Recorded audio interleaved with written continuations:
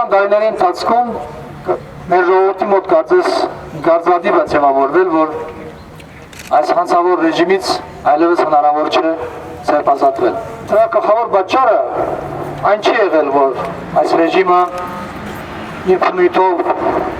շատ հզորն է, ուժեղ է, այդպես չի։ Այլ պատճառը եղել է հակառակը, այսինքն ովքեր փորձել են այս ռեժիմից ձերբազատվել, խնդիրը դրանց մեջ է եղել։ Նրանք իրենց առաջ դրած խնդրին միջև վերջ հետևողական չեն եղել, նրանք վճռական չեն եղել։ Սրանցից ձերբազատվելու համար մեծ բան պետք չի։ Ընդամենը մի քանի 100 մարդ, որոնք հստակ իրենց ոչի դերն են, ոչ են ասում այս ռեժիմին, ոչ են ասում այս ընթացքին։ Եվ այդ մի քանի 100 մարդուն ոչ մի բան չի կարող ասեցնել։ Ինչպես այսօր մենք ունենք կապանդարգյալներ, երիտասարդներ, Շանթի գլխավորությամբ, Վալոդիայի, բարձրապես նրանց արարքը պետք է ճիշտ հասկանալ։ Այդ մարդիկ ասացին, որ մենք այլևս չենք հանդուրժելու։ Եթե պետք լինի, կգնանք նաև բանդում կհայտնվենք, կգնանք ժողովությունների։ Ուստի մի քանի 100 մարդ, որոնք պատրաստ են գնալու ժողովության, այս համագարկը նրանց դեմ գքելու է։ Ես դրանում չեմ կասկածում։ Եթե ասում եմ ես մի քանի 100 մարդ ընդամենը հասկանալի է։ Սակայն առանց ժողովրդի դիգունքի, առանց ժողովրդի ինչ որ չափով մոբիլիզացիայի մենք կայլ չենք կատարելու։ Ուստի այս երթերի գլխավոր նպատակը, որը պիտի շարունակվի մինչև 2015-24, մեր ժողովրդին մոբիլիզացնելն է։ Այս ռեժիմը մեզ իրազեկման այլ միջոց չի թողել։ Մեզ երկար ժամանակ է զրկած են էկրանից, ԶԼՄ-ներից հիմնականում, բացառաբար մի քանի ԶԼՄ-ներ էլեկտրոնային, իսկ մնացյալին արգելված է մեր հետ շփվել։ Եթե այդպես է, չկա խնդիր, որ լուծում չի գտնվում։ Մենք թիմել ենք այս մարտահրավերության, մենք շրջելու ենք Հայաստանով մեկ եւ գնալով այս շրջագայումը հասկացնելու ենք, նպատակ ունենալով մեր ժողովրդին մոբիլիզացնելու։ Ուստի ես շնորհակալ եմ բոլորիդ, ովքեր որ մասնակցում են, իրենք իրենց մեքենաներով։ Ես գիտեմ, որ այստեղ մարդիկ կամ որ նույնիսկ գիրագիրորն են աշխատում, սակայն իրենք իրենց գործից դուրս են եկել, իրենց մեքենաներով մասնակցում են այս կարևորագույն գործին։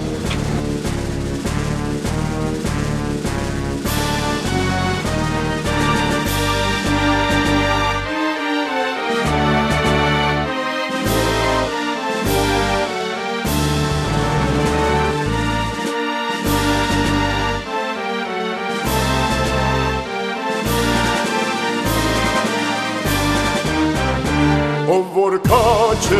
ինչ կսպասե, արդեն ժամանակն է թող գա, մահ պատերազմ մի օր հասե,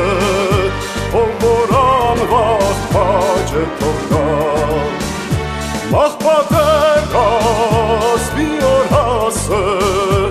ով որ անվախ քաչը թող գա։ Մեր սոսնո մեջ մեր դիսիպան, կռիվ մղենք միշտ անխափան, կռվելով կրկենք Հայաստան,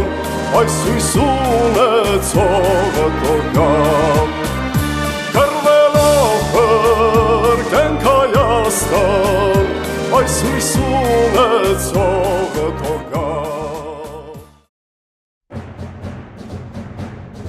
Սիրելի հայրենակից, մի հավատա Սերժին ու նրա բանդային, մի հավատա Սերժի հետ սեղան նստած հանցագործ օլիգարխին, մի հավատա ծախու կուսակցություններին, Սերժը և մյուս կուսակցապետերը նույն ռեժիմի տարբեր գլուխներ են,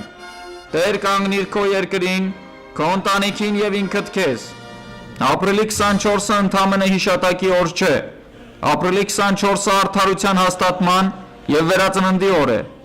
Շուշիի առանձնակի գումարտակի հրամանատար, նախախորհրդարանի քարտուղարության համակարգող Ժիրայր Սեֆիլյանը կոչ է անում 2015 թվականի ապրիլի 24-ին դուրս գալ փողոց։ Մենք հաղթելու ենք այս ռեժիմին, ինչպես հաղթեցինք Սարդարապատում և Արցախում։ Պատրաստվիր ապրիլի 24-ի հաղթանակին։ Երկրորդ ավտոերթն է իրոք եւ շոշափելի զգացումը բանակի հզորացումը, մարդկանց մոտեցումը։ Իհարկե մարդիկ զարմացած են, երբ տեսնում են տեղեկատվական թերթիկներ եք բաժանում ու բացատրում ենք, որ հասկանում ենք իրական խնդիրը, հասկանում ենք, որ մնացած է ինչ-որ պատվերով համերգները, այսպես ասած ճակերտավոր օպոզիցիաները։ Միակ առողջ ուժը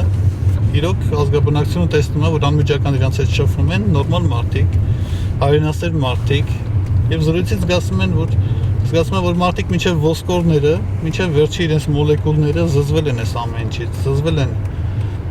այս պայմաններից, որ ստեղծված է գործող իշխանությունների կողմից։ Մենք քայլ առ քայլ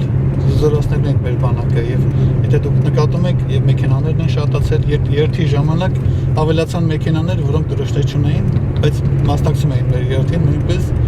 նշանակում մարդիկ հետաքրքրված են եւ պատրաստ են որոշակի զոհողությունների հանուն ինչ-որ բարձր իդեայի գաղափարի։ Ես անձամբ շատ ոգևորված եմ ավտոերթով, որովհետև տեսնում եմ մեր համերկրացիները, մեր շրջանների բնակիչները ինչքան համարժեք են գնահատում իրավիճակը եւ ինչքան սթափ են նայում իրողություններին։ Եվ այն հանգամանքը, որ ոչ թե վաղ, այլ 24 շաբաթ հետո ենք խոստանում իշխանապողությունը, դա իրենց ոչ թե հուսահատեցնում է, այլ մտորելու տեղի է տալիս, որ այո, եթե մի բան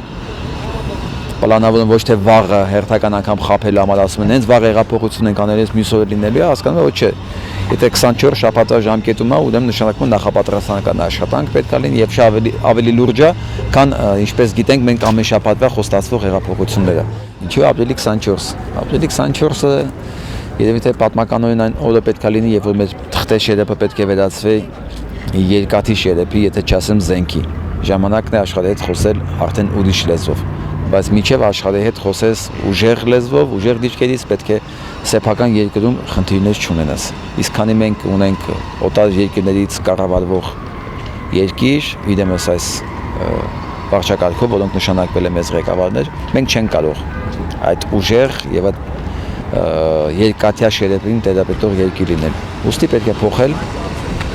եւ տեր կանգնել սեփական երկրի։